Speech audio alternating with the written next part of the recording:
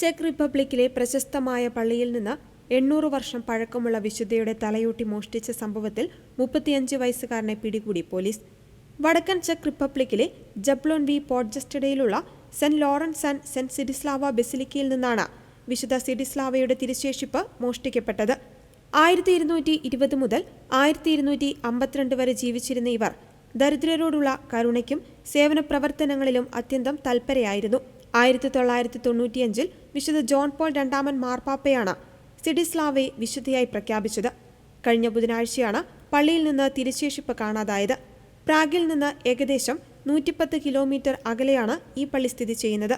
കറുത്ത വസ്ത്രം ധരിച്ച ഒരാൾ തിരുശേഷിപ്പുമായി പള്ളിക്കുള്ളിലെ ബെഞ്ചുകൾക്കിടയിലൂടെ ഓടിപ്പോകുന്ന CCTV ദൃശ്യങ്ങൾ പോലീസിന് ലഭിച്ചിരുന്നു. മോഷണം പോയ അപൂർവമായ ഈ തിരുശേഷിപ്പ് എവിടെയാണെന്നതിനെക്കുറിച്ച് കൃത്യമായ വിവരം ലഭിച്ചതായി വ്യാഴാഴ്ച വൈകുന്നേരം പോലീസ് അറിയിച്ചു.